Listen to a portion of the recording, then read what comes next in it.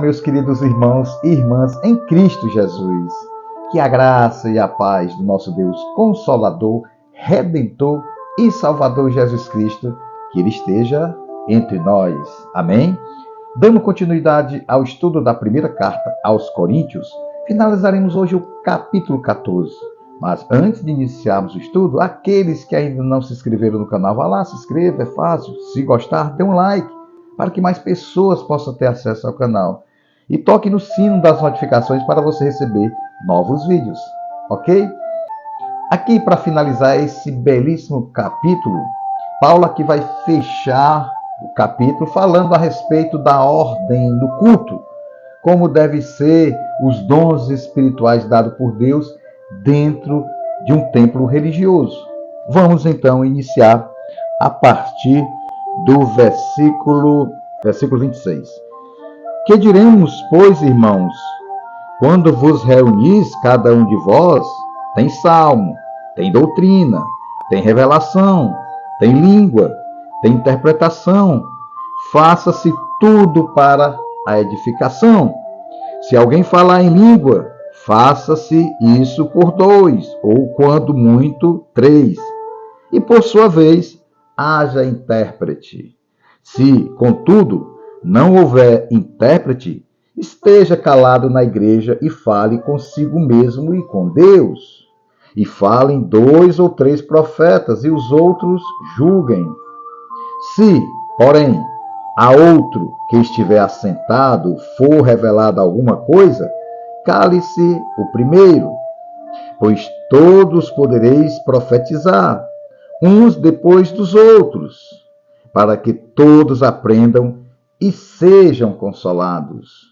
Os espíritos dos profetas estão sujeitos aos próprios profetas, pois Deus não é Deus de confusão, senão de paz. Como em todas as igrejas dos santos, as mulheres estejam caladas nas igrejas. Não lhes é permitido falar, mas estejam submissas, como também ordena a lei. Se, porém, querem aprender alguma coisa, interroguem em casa a seu próprio marido, pois é vergonhoso que as mulheres falem na igreja. Saiu dentre vós a palavra de Deus? Ou veio ela somente por vós? Se alguém cuida ser profeta ou espiritual, reconheça que as coisas que vos escrevo são mandamentos do Senhor. Se, porém, alguém ignora isso, ele mesmo será ignorado. Portanto, irmãos, procurai com zelo profetizar e não proibais o falar em línguas. Faça-se, porém, tudo em decência e ordem. Veja bem, meus queridos irmãos e irmãs em Cristo Jesus. Aqui o apóstolo Paulo, finalizando aqui o capítulo 14, que fala sobre os dons espirituais, aqui ele diz que os dons espirituais, eles devem ser para a edificação do corpo de Cristo, a sua igreja. E nessa mensagem, Paulo vai finalizar dizendo da necessidade de ordem dentro do culto religioso. Ele vai orientar, vai disciplinar o corpo de Cristo, a membresia, os líderes, para que eles se comportem de maneira adequada, de ordem, porque ele diz, Deus é um Deus de ordem, não um Deus de desordem. E ele fala, quando alguém estiver falando da palavra de Deus, naquela época, os irmãos em Corinto, eles vinham de uma religião pagã.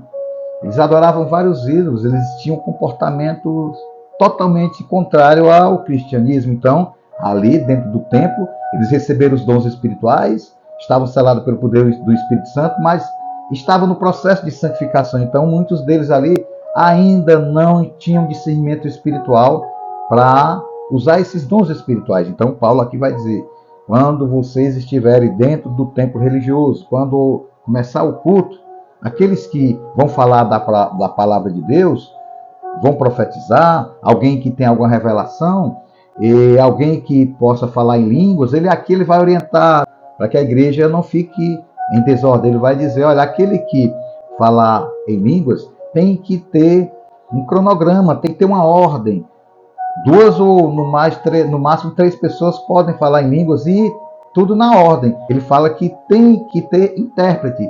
Se não tiver um intérprete, nada vai edificar a igreja. Então é preferível que fique a pessoa calada ali do templo religioso. Porque a língua estranha que aquele que recebeu o dom de línguas, ele ali fala com Deus, ele é edificado. E vai falar também da questão da profecia.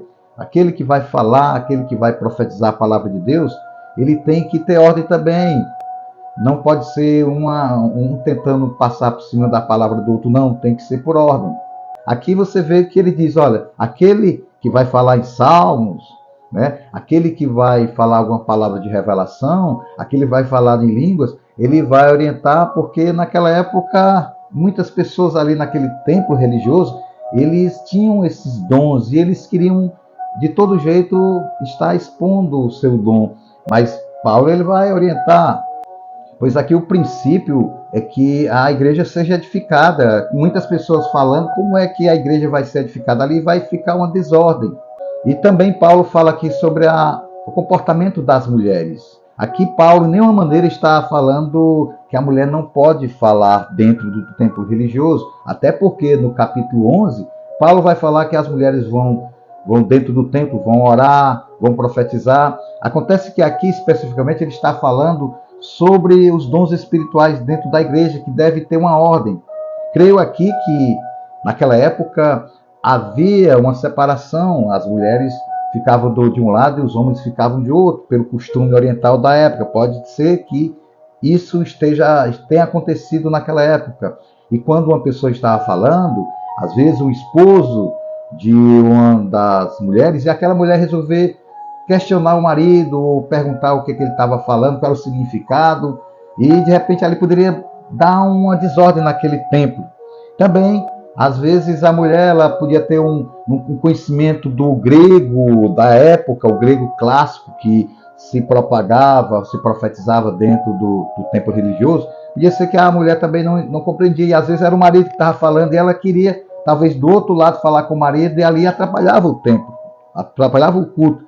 Então, cremos aqui que Paulo não está dizendo que a mulher não possa falar dentro do templo religioso, mas tudo tem que ser na ordem. Aí ele diz, olha, vocês mulheres, não falem aqui dentro do templo, fiquem caladas, fiquem em silêncio. Deixe para você tirar alguma dúvida com o seu marido, se ele profetizou aqui ou fala alguma coisa, você fala em casa, que ele vai explicar bem direitinho para você, porque aqui dentro do templo religioso não há como explicar, porque senão vai virar uma desordem. É isso que Paulo cremos que ele está falando aqui. Tudo é questão de cultura.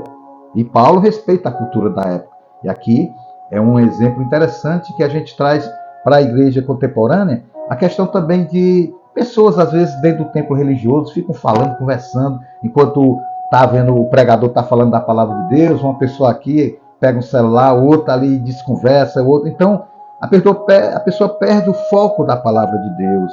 E ali pode atrapalhar o que estão ali de lado. É isso também que serve para nós, da Igreja Cristã Contemporânea, é que nós temos que estar dentro do culto com cuidado, com reverência a Deus.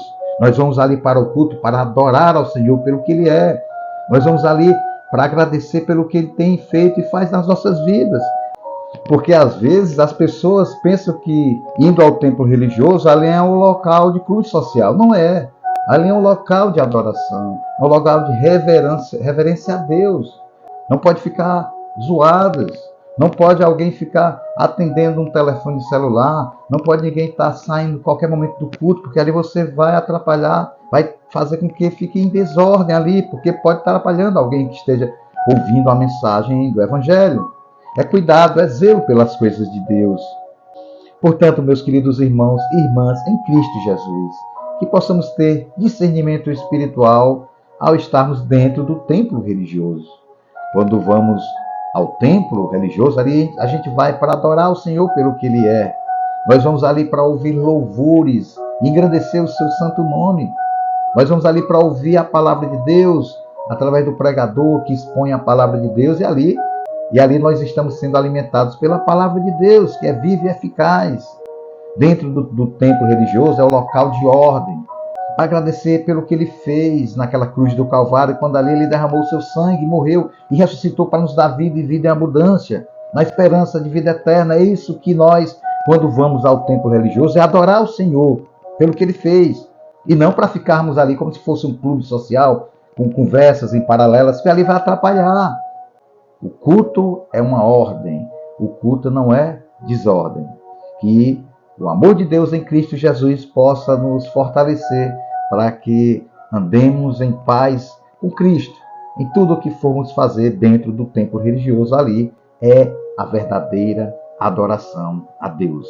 Amém? Querido Deus, Pai amado, Senhor, glorificado seja o teu santo nome, ó Pai. Te pedimos muita sabedoria e discernimento para compreendermos, ó Pai, o sentido da Tua palavra, o sentido da adoração, o sentido do louvor, que possamos entrar dentro do templo religioso exclusivamente para Te adorar, Pai, para glorificar o Teu santo nome e ali ter reverência da Tua palavra, Pai, ter reverência sobre o que o Senhor fez naquela cruz do Calvário. Que o Senhor esteja nos usando, ó Pai, nos capacitando para que possamos usar os dons espirituais que o Senhor nos deu para edificar o Teu povo, a Tua igreja que tanto chora e lamenta por esse mundo tão problemático, esse mundo tão difícil, mas que estamos em Cristo Jesus, somos uma nova criatura e as coisas velhas passaram e nós buscamos o entendimento da Tua palavra. Nos usa, ó Pai, e que a palavra de Deus edifique as nossas vidas. É isso que nós te pedimos, em nome de Jesus. Amém.